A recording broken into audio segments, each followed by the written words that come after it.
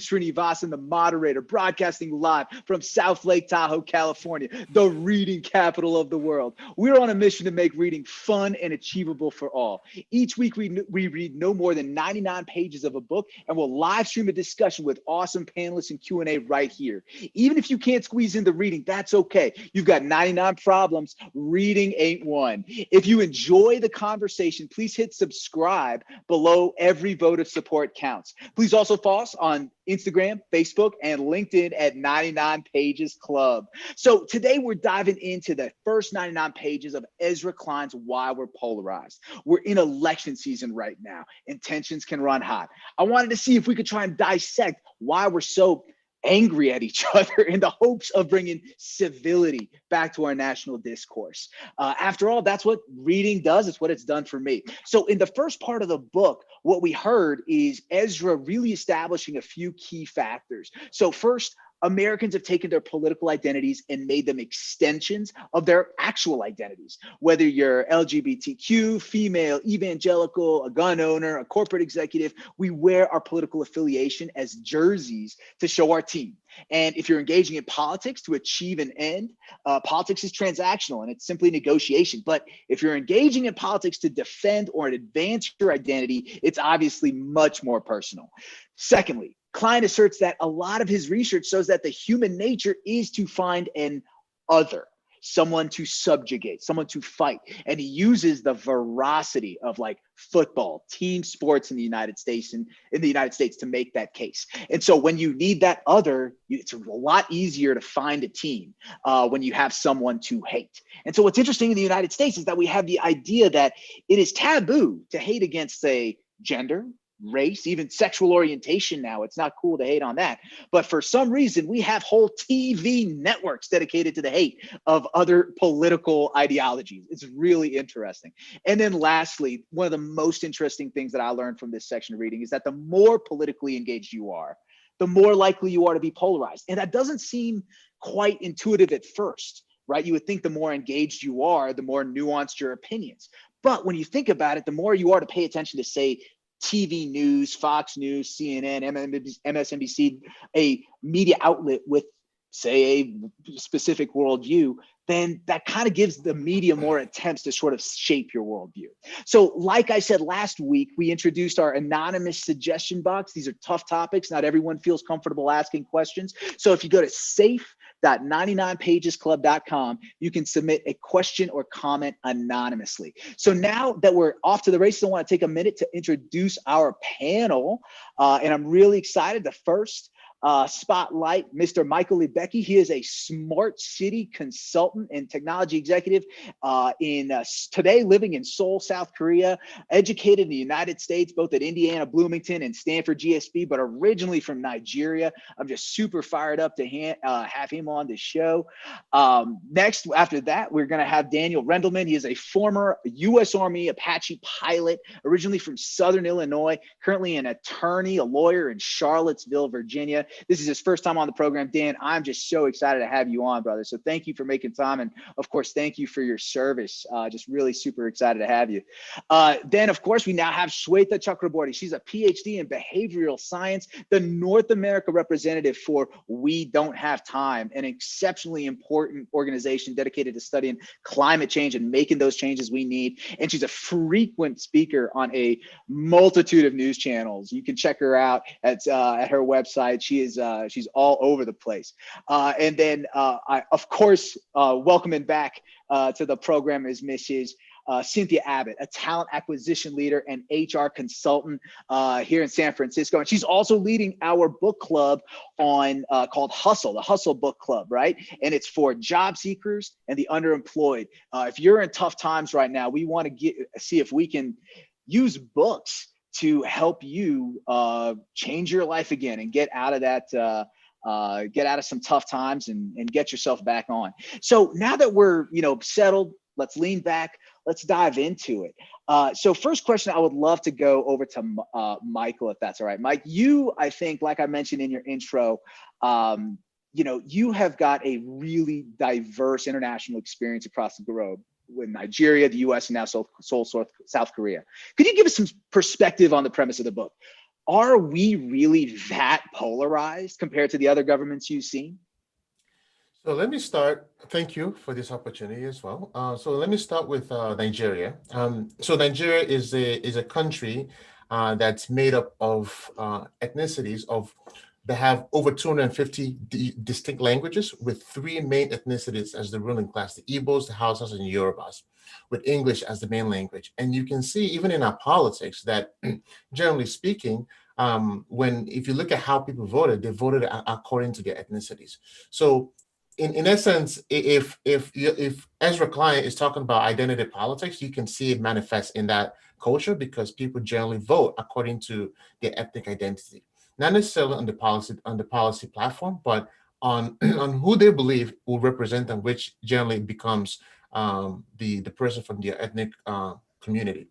Now, and I'm going to skip America because that's what the book is about. But coming to Korea, where you have a unitary society where 99% of Korean population are Korean, um, with like the other 1% being foreigners from all over the globe, you generally see that the politics here is a lot dependent on the policy, because then there's really no other, quote unquote. The other that's being considered here are essentially the outsiders, the Japanese colonizers from who colonized Korea from 1910 to 1935, 1905 to 1935, or some of the skirmishes that you see with maybe with China.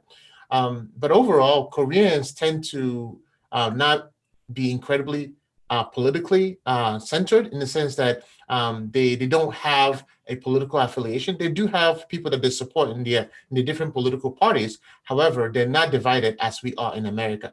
But they are very, very engaged politically. When I was here in 2016, there was like maybe 1 million people on the streets protesting the previous president, President Park. She was accused of a lot of crimes, and they all came together and pushed her out. So in an environment where like there's semblance of unity, they generally tend to come together to save the country for the future. Super interesting. Shweta, Dan, Cynthia, would love your opinions too on the premise of the book. Are we really that much more polarized today than we are? Are we just sorted? Anybody have any thoughts here? Well, I guess one thing I did want to say, sorry, thank you, Cindy, is that he sort of starts the story in the 50s and the 60s and sort of goes on to show how since that time we've really sorted ourselves. And I would have loved to see, and I'd like to understand, if you start that story 50 years earlier, does now, is today the aberration, or is the 50s and 60s the aberration, right? Is this time coming out of the Great Depression, coming out of World War II, where you have massive external enemies, in a level that is unrivaled today, to sort of unify people, huge single party control in Congress, one party controls the White House for years and years. Did that create a situation where in the 50s we were exceptionally unsorted as opposed to today? And it's really hard to answer that without another book. But I think that's sort of that is the thing that struck me in this first chapter, in these first couple chapters, as not being addressed. I think it's that we're more sorted, and there's more of us now that are diverse. Right? When you think about the 1950s, you didn't really have women as a presence in the workforce, right? You didn't have women as a presence in academia. You had very few minorities in those spaces as well. I don't know, it's that we're more sorted, or we have more ways that we can identify now as we have expanded.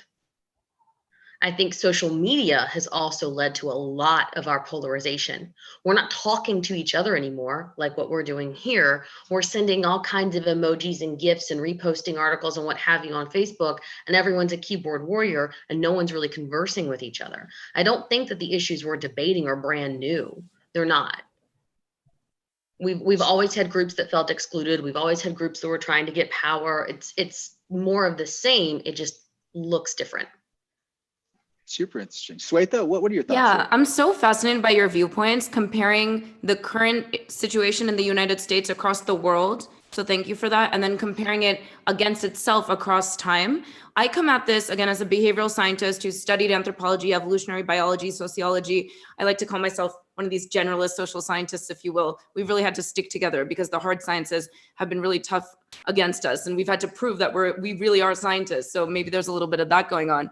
But I'm fascinated by the social science perspective on this, right? So I would go back even further in time, further in history, to our ancestors. And nothing we're seeing today is really that surprising. And I think we're only exploring the first 100 pages right now, right? So I think we'll see as we go through the book a lot more social science research that Klein is going to present, including Jonathan Haidt's research, which is absolutely fascinating and really compelling in terms of explaining how our ancestry, our evolutionary past and our ancestors can explain how we are finding ourselves in this situation now. From that lens, none of this is surprising whatsoever. It's actually, I would say, Dan, what you said, it's actually, it would be strange if it wasn't exactly like this, given what we know about the way our brains are wired and how we have existed and interacted as a species since the dawn of our species. We are designed to survive more than anything else. And historically, that's meant staying in small tribes and ensuring that you are not the one left behind and you don't fall into in front of like a tiger or a snake. And then you are then left outside of that herd. And next thing you know, we're probably not related to that person that was found themselves in that position. So our brains haven't changed from that. Our landscape has massively changed. We're not worried about running into snakes and tigers. And the complexity of the global risk landscape we find ourselves in is vastly complicated and interconnected, but our brains are still wired exactly the same way. So when you think about it from that point of view, none of this is surprising whatsoever. Actually, super fascinating. I love that perspective. Michael, actually, that Jonathan Haidt book, The Righteous Mind, that's one of our favorites. I know that we we need to revisit that. But I actually want to isn't it? Yeah. I want to go to Dan and Cynthia. So the three of us have something in common, which is that 900 person per square mile threshold for where something becomes a Republican versus a Democrat type district. So in the book, for those who may not have read it, there's research that shows that once you surpass 900 people per square mile in terms of population density, that's when a district tends to become far more progressive and liberal leaning versus right and conservative leaning. And so Cynthia, myself, and Dan, actually, Dan, I think you grew up on a very small town. Cynthia and I are from Roanoke, Virginia at the time, was very small. And I think you in Southern Illinois, also very sparsely populated. So Dan, I'd love to start with you. What is it about small town living that lends itself to conservative values? Well, I will say, Rajiv, the village of Makanda has grown from 400 to 450 people. So that might seem small town, but that's pretty rapid expansion, actually. Yeah. No, this is a good question, but I think before you start to answer it, you sort of have to look at it from a few angles. So you can ask yourself, what is it about the influence of a rural society that turns people conservative? But the other side of that, is that really what's going on, or is this a self-selection thing? The people who either choose to move into a rural area or choose not to move out of a rural area into an urban area, are they doing that because of who they are already and what it is that they're seeking to find?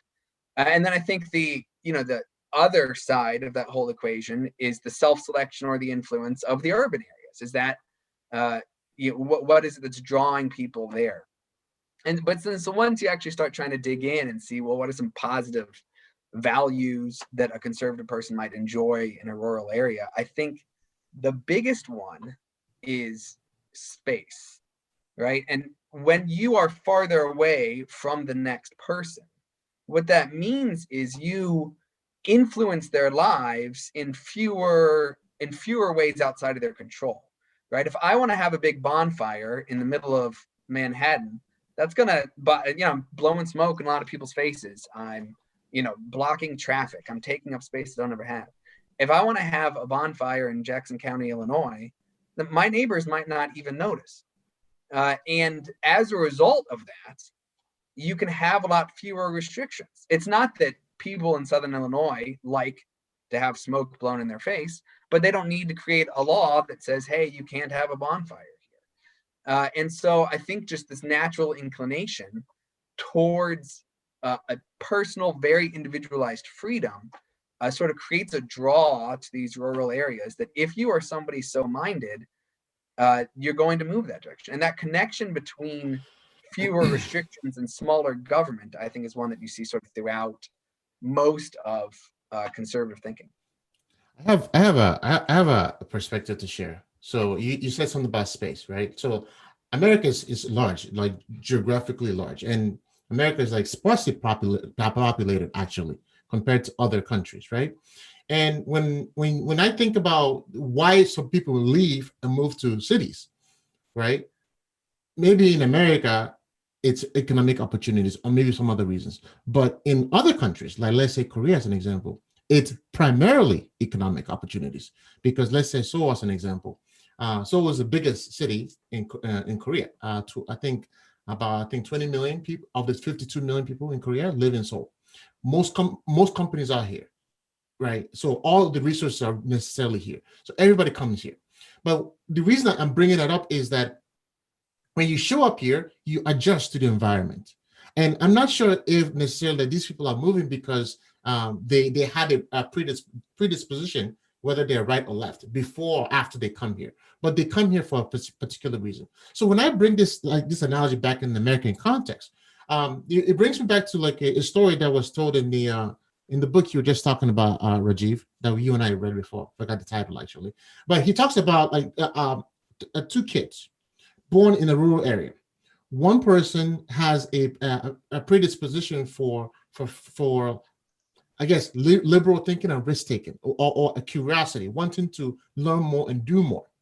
And for that reason, that person begins to like pay attention to, let's say, issues outside of that town. Let's say, issues that are like happening in another country, like civil rights issues or human rights issues. And for that reason, that person then starts to like take steps closer and closer into like the city or outside of the country to expose themselves even more and more. And then the other person who is less inclined to take risks or like want to go outside of the safe path essentially continues to kind of stay within what is safe and known to him or her. And as a result, they reinforce like those specific values, the conservative values of like keep things the same, keep things as known, like change as little as possible because it's safe. Versus the other person now is leading towards like, I want to go out into the world and see more and do more and interact with more people and get more perspectives to open my mind. Because generally, if you have more perspectives, ideally, you should evolve as a person who is a little bit more tolerant and a little bit more open to new ideas because you've seen more. And so that's sort of like the piece I wanted to bring into this conversation. This is super interesting. If I can just sort of crystallize what I'm hearing here in the context of the book, he talks about sorting in terms of political parties. And, Michael, what I'm hearing is that geographically, we've almost sorted ourselves based on threshold of risk. Would you is that somewhat what you're saying? Is we've kind of sorted ourselves based on risk? I mean, somewhat maybe risk. I don't want to call it risk necessarily. I'd probably say eagerness to explore something beyond our known universe. Okay, so he also addresses the two kind of psychological characteristics. For progressives, it's open-mindedness, and for conservatives, it's conscientiousness. So I think you might be describing a little bit of that as well. Would that be fair, Mike? Yes, that's correct. Just want to read out some comments that we're getting in. Chat's blowing up here. Lisa Bassarge actually says, I'm from the Deep South, and economic opportunities were exactly why she moved to a larger metro area. So Mike, I think you hit that one on point. And we have two questions. Dan, I'd actually love to address them both to you. One is from Aaron Fung. Over what period of time did that 50-person growth happen, and why, do you know? And because you're right, that's pretty meaningful, right? That's over 10%. And then Gita asked, what about religion? Do you think people in rural areas are more church going, and which can impact their views as well? Dan, you want to take a stab at both of of those? Sure, yeah. The first one, I do consider myself an expert. It was actually, we had another census and we put up new street signs, welcome to Makanda population. And so it was a 10-year period. And honestly, we could have gone from 424 to 426 and just rounded it. But it was 10 years that we went from 400 to 450. The next question about religion and ruralness, I'm not sure that I would say there is a direct connection there, but I will want to say something, another spectrum. Michael talked about risk. I think you can also talk about dissatisfaction in a way. There's certainly a culture in America, you turn 18, and a lot of people get up and move away. And sometimes it's because they're going to something, but I talk to a lot of my classmates, a lot of them were running away from something. They did not like the area that they were in.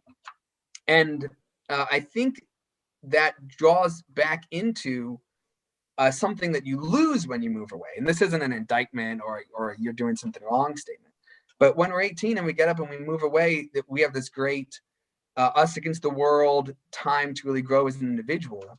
And a lot of what you lose is, you don't see your parents every day. You don't see your grandparents as they're aging. And if you have children, they're not around their grandparents so regularly. And you lose sort of an intergenerationality, which I think can be grounding and is something that at least conservatives look at and say, hey, well, this is a connection I have. And the less you talk to, your conservative grandparents, the easier it is to see their ideas disconnected from their personalities, see them less as individuals, sort of add to this polarization. Not that it becomes a personal animosity between you and your grandparents, but over a large enough spectrum, over a large enough population, I think that does start to shift things. I have a question for you, Dan. I'm sorry if I jump in real quickly. So by 2050, it's estimated that 70% of the world will be living in cities. Okay. So how does this factor, let's assume that happens, that is consistent in America. How does this factor into your calculus of what you're saying? Can you explain that a little bit more? So I don't know the percentage of people that live in cities in America today, right? Mm-hmm. But assuming that America is in line with that trend. So we're saying 7 out of 10 people in America by 2050 will be living in metropolitan areas.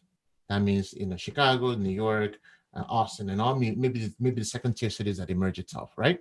The implication here is essentially the city is going to suck up most of the population, and we're going to come close to each other, live close to each other, and experience each other, and essentially move away from our grandparents, our stable family. So, but on the flip side of that, technology is also going to advance in that process to allow us to close that gap where we can actually interact with our grandparents and all that, more intimately. I mean, for example, I talk to a lot of my family more now that I'm outside of the country than when I was in the country. So that could be a thing. So what I'm really trying to get to is, if like you're saying that that being removed from that environment affects your skew towards liberalism or conservatism, then what does that mean for the right if the world is moving to the left by going to the city?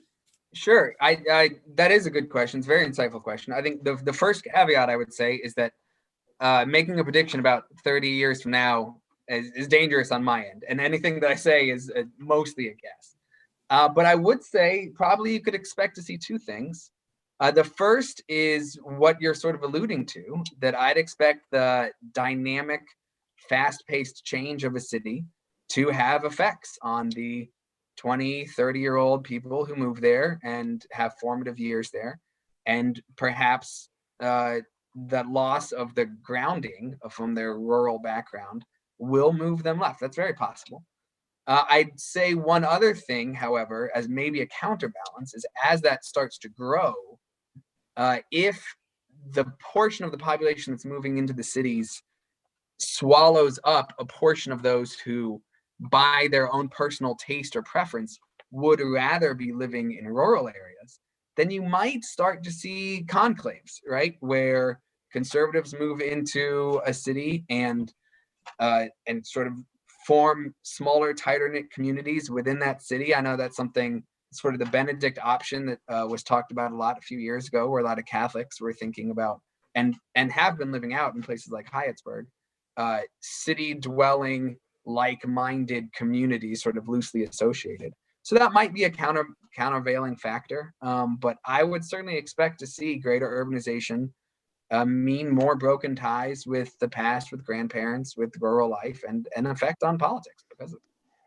But I think though, Dan, that's necessary to move forward as a society. So one thing I wanted to follow up on is you'd said you didn't think that there was let's say a large connection between conservatism and religion. And I actually think there is, because for a lot of individuals, and let's say more of the suburban neighborhood, I mean, in Virginia, I had a backyard, I had neighbors, but I wasn't as close to my neighbor as I am now living in a city.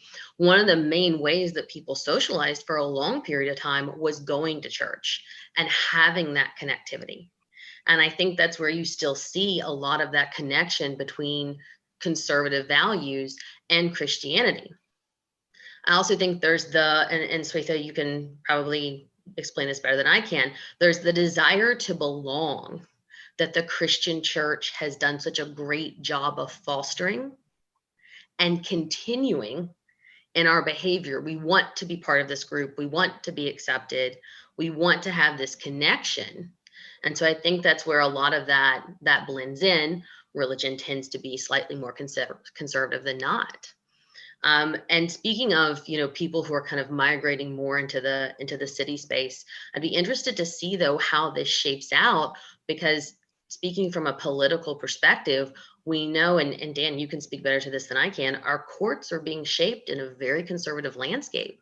So even if our cities do become, let's say more people move into more urban settings and take up more, let's say, moderate to liberal concepts, laws that will be governing us and guiding us will have a very conservative undertone or overtone, depending on how you look at it. Super interesting. I want to call out some things from the chat real quick, because we got some really great comments and interesting things coming up. Aaron Fung says cities participate in economic growth when the markets are up, but rural areas may not. But when the economy tanks, the impact is felt by all, and perhaps even magnified in rural areas. I think that's really wise. We also got some census statistics. About 80% live in urban areas, according to a 2018 article from the Washington Post. And then we also show that Gita comes back and says the current real estate market shows that people are moving away from cities into rural areas now. And how will this affect, and I assume she means with COVID, and how this will affect political ideals. Actually, I kind of want to get back to the book on something here, and really a fundamental concept. And Shweta, this question really goes to you. So in all of these urban, rural, I can totally understand lifestyle decisions and preferences, but when it comes to something like climate change, where the science, as you have pointed out in so many of your interviews and in your media appearances, the science is fairly clear. This is ground zero for an issue to me that is irrationally yet unequivocally polarizing. And Klein cites research that climate change science is denied hysterically more so than pretty much any other science field of science research. So what do you make of the split here in the politicization of climate change, and why isn't in this case more data and more information beneficial in actually changing hearts and minds? Yeah, that's a great question. So think about it. Think how insane it is that based on to what extent people believe in climate science can predict their political identity, to what extent people are worried about police brutality, to what extent people are scared of COVID-19 or support social distancing measures, somebody's race, somebody's geographic location, somebody's risk tolerance. All of these are intercorrelated with each other and then highly correlated to their political identity. And despite that, and those are two extremes of the spectrum, right? But we still have more in common than we don't. And we have to remember that. We have to remember that we have this blueprint that we're wired with from the moment we're born. That's universal. And there's a couple things, there's a host of different factors, but a couple that come to mind is everybody cares about protecting their children. everybody cares about protecting the elderly. Everybody has this concept of reciprocity. So if you do something for somebody, you want to return the favor. These are universal qualities we have as humans. And the need to belong is also universal. And it's very much tied to our very survival, the instinct to just survive. Again, what I was describing in the beginning in terms of how we've evolved. And again, the risk landscape has changed so much, but our brains haven't, right? So we're constantly fighting our brains. We're constantly trying to overcome that innate wiring as we now think of the really complicated, complex global landscape we're finding ourselves in. And that leads me to climate change, because that is one of the most complicated, difficult to make tangible, especially for those who aren't on the front lines, which is still, unfortunately, the majority, although we are seeing increased impacts, increased frequency and probability of the ripple effects of climate change. And that's going to pick up, unfortunately, and it's going to become much easier to talk about and communicate to people, even those who deny it, once they're actually living the experiences. Obviously, you're in California, Rajiv. It's right next door to you, these wildfires. So, I mean, you get it. But again, how do you convince those people that aren't, that are on the conservative side of the spectrum, because we know that's correlated to not believing in climate science, unfortunately, to some extent, and who also haven't experienced any impacts of climate change? That's the real challenge, right? And the takeaway from that is really focus on what we have in common, because that is ultimately how you communicate, because you can create that shared value experience, that social contract with one another, that trust. It is trust. If there's one word I want viewers to take away from this, it is how integral trust is to succeeding in any sort of finding common ground, and then ultimately finding, framing communication in a way so people can actually get information so they make better decisions for themselves, their families, their communities, whatever we're talking about, any policy issue, from climate to COVID to police brutality. Pick your major risk of today. Find that common ground, and that is that in America, for example, we are American. We care about our children. We want to protect the elderly. We look after each other. There's fair trade that goes back and forth. These are the intrinsic values that we can't forget, that we have more in common than not. And that helps to reduce that polarization. That's what we've found to be successful in terms of any sort of negotiation, any sort of policy progress, any sort of just communication, finding compassion for each other. Because also remember, when you have your identity, you are not willing and open-minded to let in any information that might attack that core identity, that might contradict entrenched beliefs that you have that are so integral to your identity. That's what we call cognitive dissonance. It's a protective mechanism. It's a barrier that we put up towards any information that might affect our identities. Because if you're part of an in-group, if you're a conservative and you are being presented with climate science information, and it's, the liberal scientists that are being perceived as those who are telling you that this is what's happening, what are you going to do? Your defense wall is going to go up. And so again, to overcome that, you find that common ground, and that's so critical to do. That's something I work with. We Don't Have Time, the group that I work with, that's something we try to do.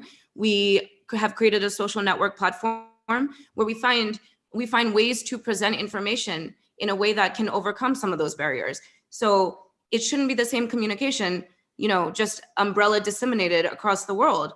We need to tailor messaging and information to different demographics. That's what this network does. And it allows people of like-minded natures to find each other and to share ideas, and then to find ways to scale and replicate good ideas. So I encourage also everyone to get involved with that. It's a free tool.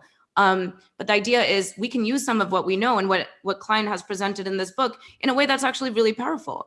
If we know today that those who identify as independent, we can predict how they're going to vote more so than more partisan voters from 50 years ago, which is a great point he made in the first few chapters of his book.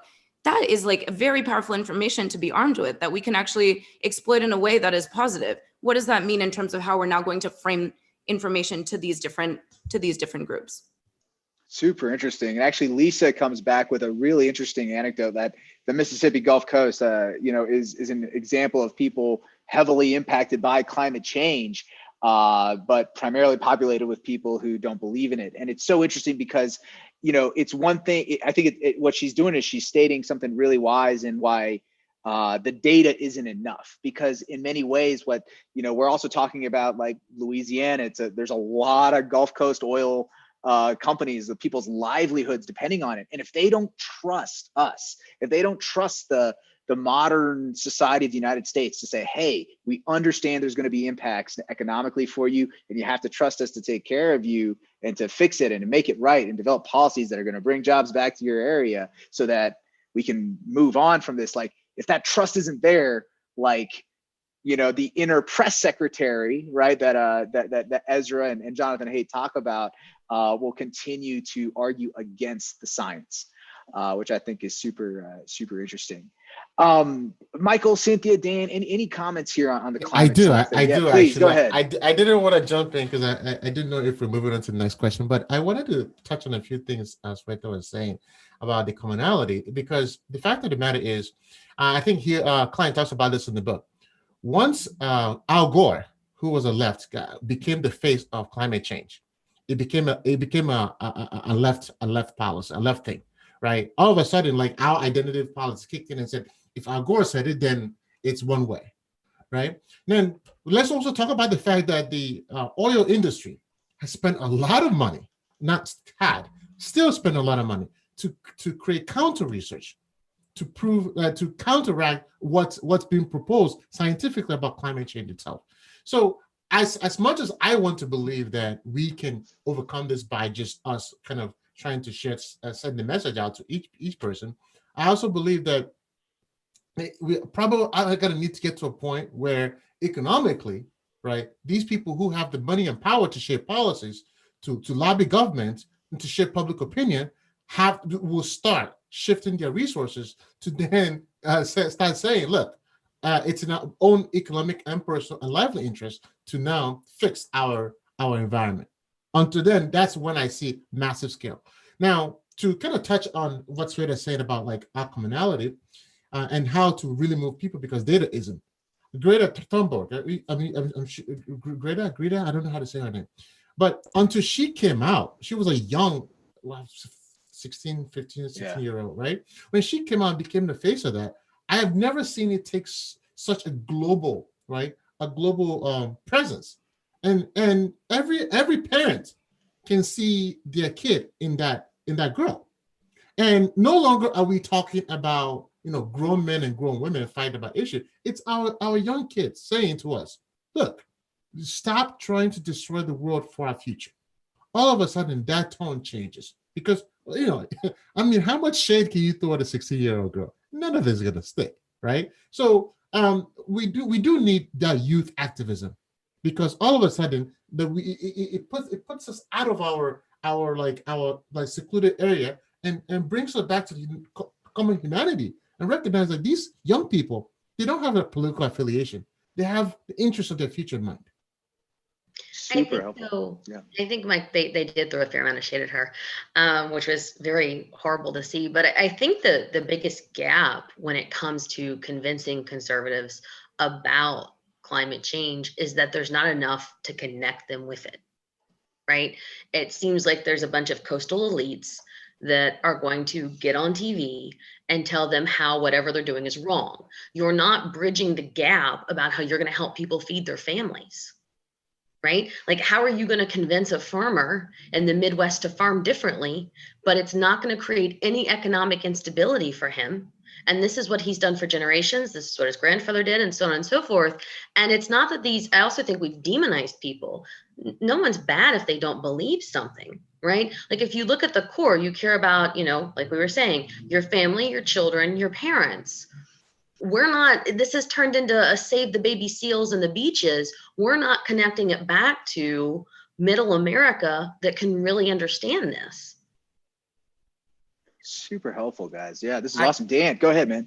Yeah, I think first off, these are all great points. Shweta's her plan that she outlined, sort of her goal of trying to reach this commonality, is certainly a strong one, at least a noble one. The book maybe gives me some fear that it's not a successful one, but it's one I definitely commend.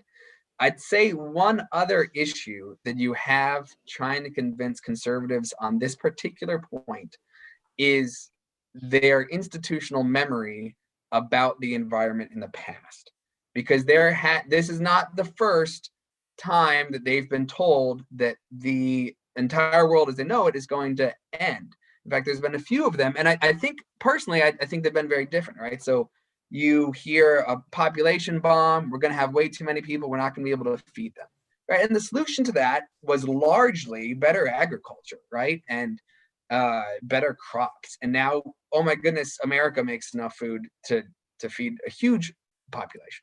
Then you have something like clean air issues, right? And the EPA and the challenges of the 60s and 70s. And again, we're being told that, life as we know it is going to end. And personally, I think the solution there was actually pretty strict government controls that then made the situation better. But if you're living through these, then maybe, and you're not paying much attention, then suddenly, oh, well, like that was a big scare that largely went away too, right? Our air quality now is better than it was 30 years ago. And so now you're being told again, like, hey, all right, here's the real issue. It's these greenhouse gases, and they're going to destroy life as you know it. And you, again, have to take radical changes to fix it. And, depending on how you saw those first two challenges, you think, well, like maybe, but I don't know if I'm going to throw my hat into this cause when it's going to disrupt, the way I live, the way I farm, like Cynthia's talking about. I don't know that that's an insurmountable problem, but I think that's one I hear from conservatives a lot. Every time they say, oh, we've got 12 more years, it's a line of mockery, because they can bring up headlines from the last 50 years saying, oh, time is running out. We've got another decade. It's like, well, it's been a lot of decades.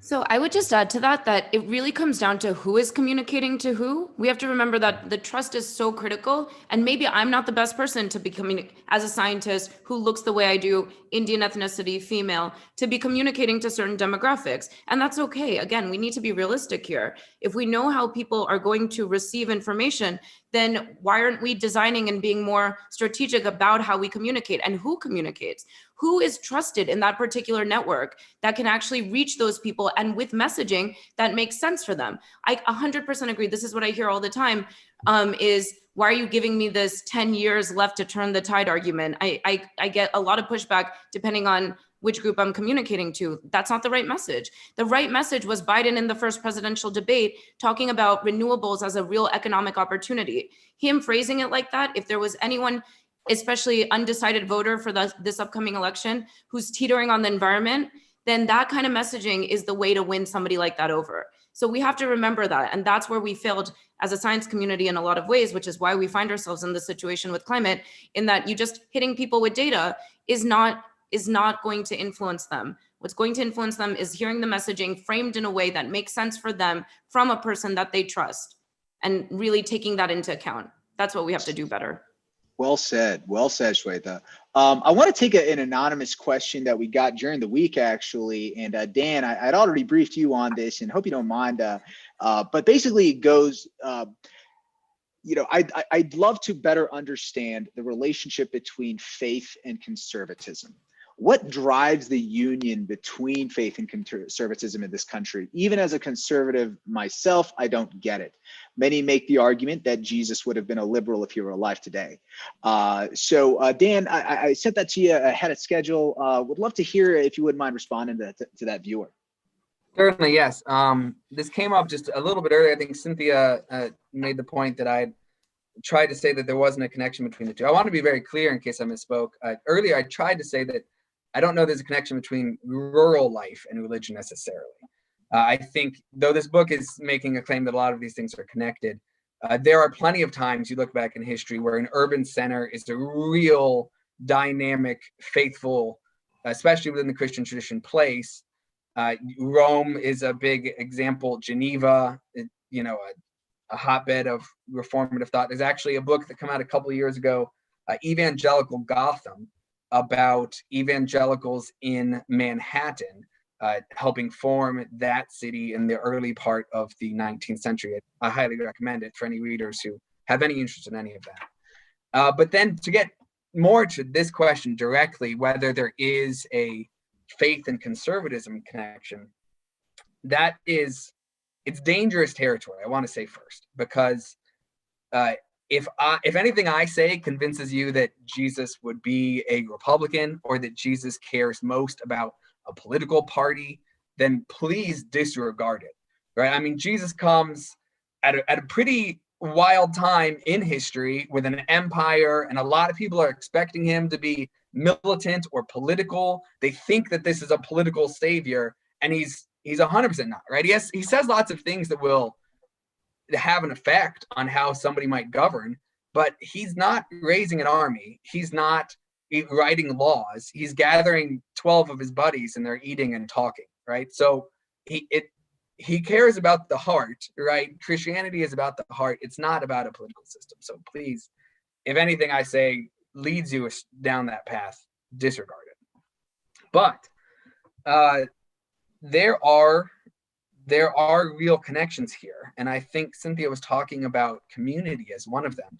And I think that ties in with Ezra Klein's idea about how we're sorting ourselves. I'll take my community when I lived in Connecticut as an example. So every week I'd be at church Sunday morning, right? And every other week I'd have 30 or 40 people over to my house for a church small group. About once a month, I'd be out at a campfire with, guess who? Fellas from my church. My wife would go on a girls' night, and who would she be hanging out with? Mostly women from the church. Our kids would play together. When we had a family situation and needed some help, who was bringing us meals every day for weeks? The church, right?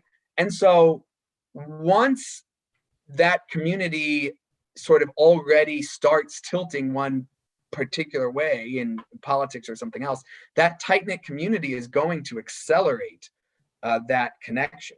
The more that you see these people, the more you understand these people, the more that you have conversations with these people, all of those conversations are going to have influences. So I think on one side, there's just the community aspect is going to accelerate and secrete those connections. There's also religion makes absolute claims, right? And there's something about an absolute value that isn't found in every ideology of the left, right? There's certainly the idea of a continuing revolution. I'm not trying to say everybody's a communist, but the left has a larger history of, constant change, constant dynamism, progress, and the old needs to go away and the new needs to come. And I mean, there are words that I say out loud that Christians said 2,000 years ago, right? There are claims that Christianity makes that are not about this generation or last generation or the next generation. And so I think the lodestar of an absolute value can have an effect. And the third thing I'd want to say is that what Ezra Klein points to and what he's talking about is this sorting isn't that old, right? So there's nothing written in the stars that say Republicans are going to be the religious ones and Democrats are going to be the non-religious ones. The split where church attendance starts predicting how you're going to vote is as old as the 70s, right? For a 2,000-year-old religion, and this is just confining myself to Christianity, but for a 2,000-year-old religion, that's not a very old split. If we really wanted to get contentious, I'd say the word abortion, and I would say that has kept a lot of political alliances and a lot of shifting that would have occurred from occurring simply because of the primacy of that particular issue within American politics and within American churches. But I've said enough. Well, first, I want to thank you for offering some perspective, right? Like, hey, it's actually not that old of a divide. So I think that's really wise. And don't be afraid to say the word abortion. If we got to talk about it, we got to talk about it. That's what we're here for. Michael, go ahead, man. Well, I mean, I want to pick up on the point of, the Republican Party was Lincoln's party, right? They were the party that ended slavery. And then the Democratic Party now evolved over time to become the party of the minorities and become that change is going to happen to Dan's point. But on the point of like the abortion piece, I want to say this, right? Like, it's really important to recognize the fact that today we are all like fighting like on these quote unquote absolute issues. But as technology evolves and allows humanity to be able to not have a zero-sum situation where in the future you actually don't have to have an abortion if you don't need to, or you can actually be able to, technology allows us to be able to have a kid or save a kid right, and takes that off the table, then no longer that issue becomes a divisive factor, right? When quote unquote, let's say climate change becomes like an issue that we all kind of like agree on, that becomes an issue that's out of the table. So I guess what I'm saying is like what I'm really getting at is like is the chronological divide between how quickly people are eager to evolve to change and how people are willing to say, I need certain things to stay the same.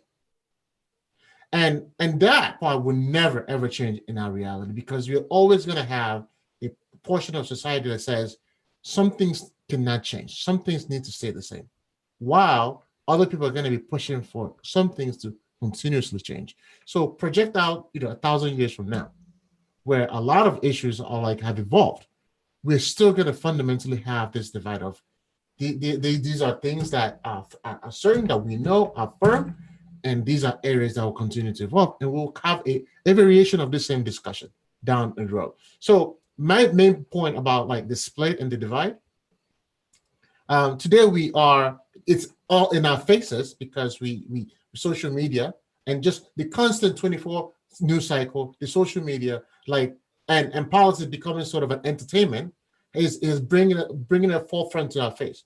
That's always been there before. In the past, we didn't have that ability because media was like, very slow, was centralized. We all had a common sense of truth, but now it's no longer the case. And in the future, will continue to evolve. So I guess I want to say in the cross section of time, here we are.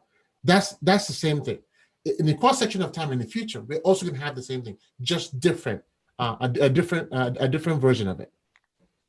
Dan, I wanted to ask, and I won't pick up the abortion debate.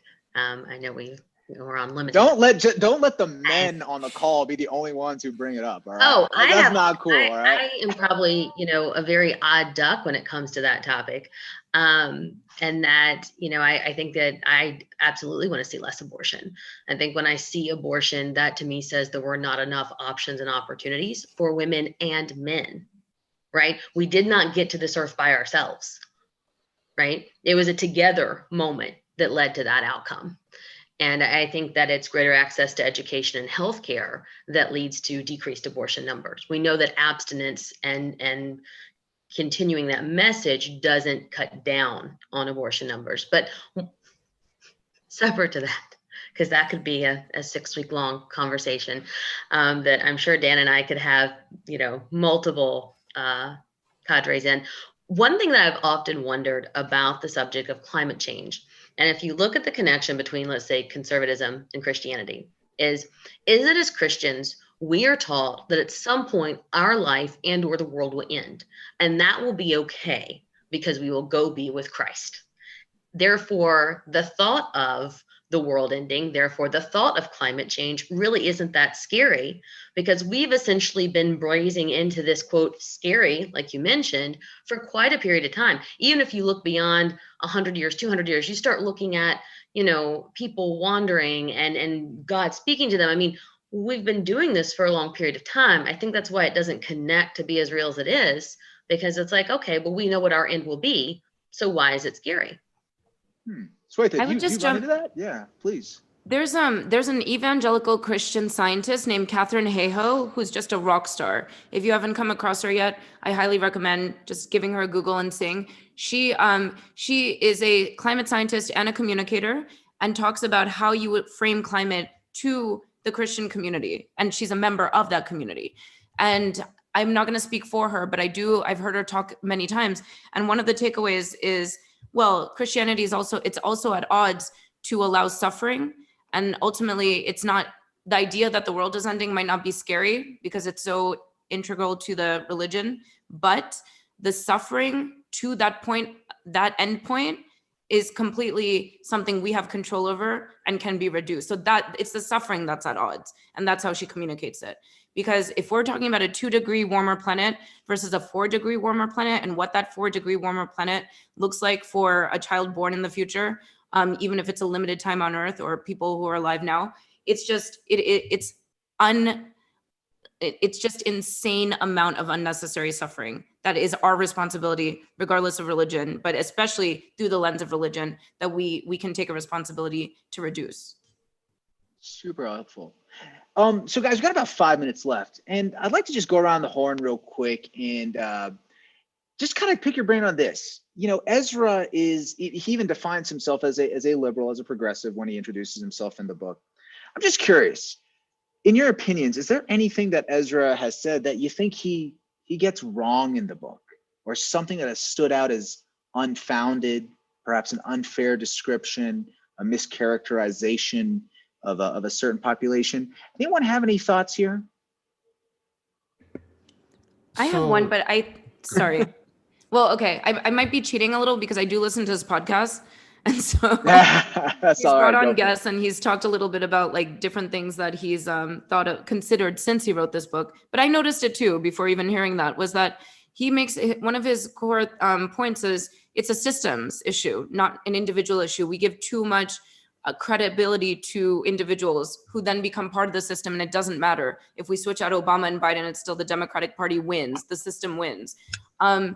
I would argue that that's probably not true. I think individuals increasingly are having influence that is equivalent to nation states and can really push nation states to act. Like a Greta Thunberg is a great example of an individual who's a non-state actor that is basically creating an entire activist movement globally that's influencing policy. So that was something that stood out to me that I think I'm curious to talk about more in the coming weeks too.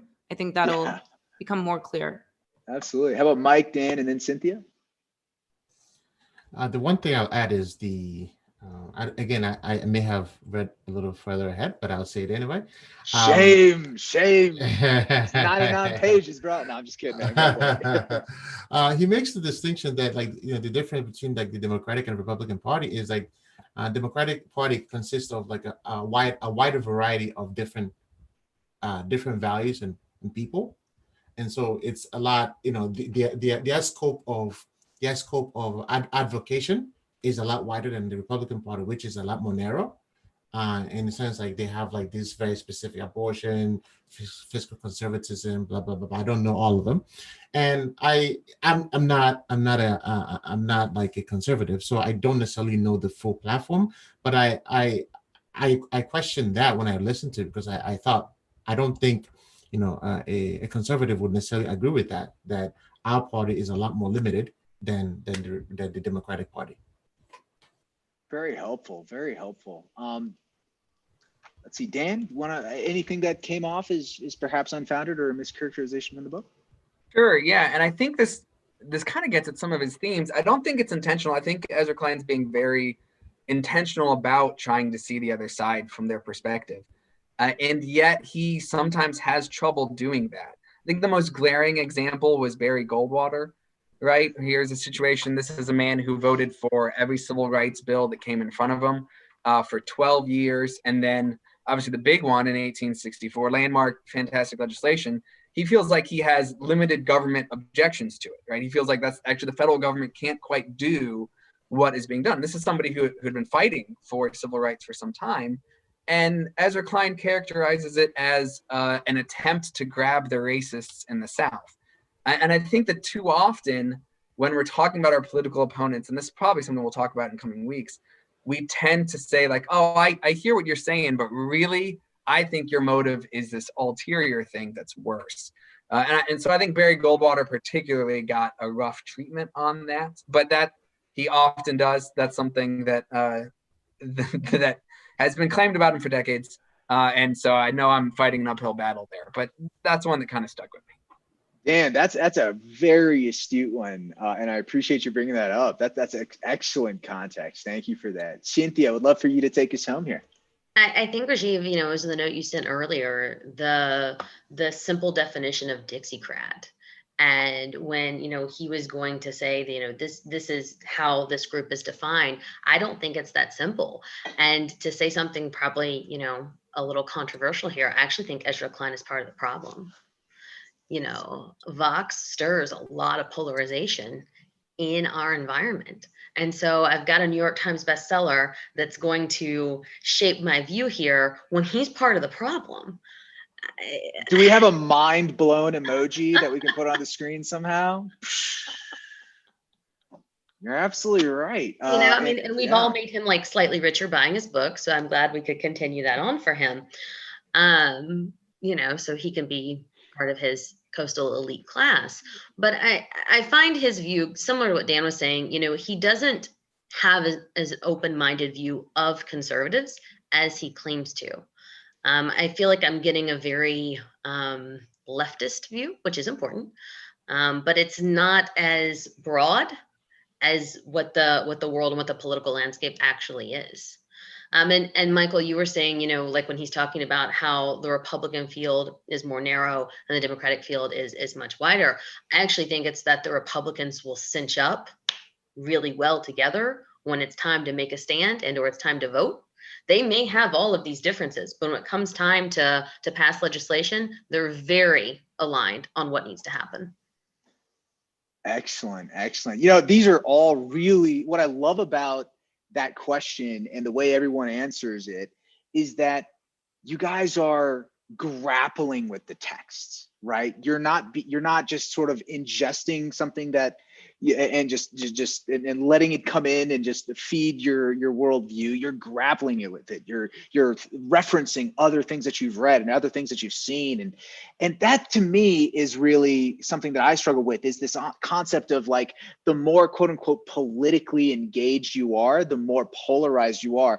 What I would actually contend is that if you're watching news that services your worldview, you're not actually engaged, right? And that's to me one real discrepancy. Like reading Vox, reading CNN, reading even MSNBC, the Wall Street Journal, a lot of this is less about engagement and more about entertainment. And I think this is, honest to God, to bring it full circle, why we started 99 pages, right? To read 60 to 80,000 words of somebody else's worldview, where you get point, counterpoint, counter to the counterpoint, and really grapple with these issues. That to me is where nuance comes from. It's where moderation comes from, and where, quite frankly, empathy comes from. And so I just want to finish up by saying thank you guys for grappling with the text, showing what civil discourse between disparate worldviews can look like. The goal here was not to change anybody's mind. The goal here was to show that, hey, we can disagree with each other on certain things, but at the end of the day, we're all Americans, we're all friends, right? And we can have these conversations. So folks at home, wherever you are in the world, I want to thank you so much for making this a part of your weekend schedule. We are taking next weekend off because it's Columbus Day, and I don't know, you probably got better things to do, which is great, but we'll be back the weekend after. I believe that's the 18th of October, if I'm not mistaken. Same time, same YouTube channel. And in the meantime, take care of each other. Have a great one. And don't forget to vote. If you got your ballot, go ahead and fill that out however you'd like, of course, but just make sure it gets that ballot to the mail. We'll see you guys next time. Take care, everybody. Bye. Thank you.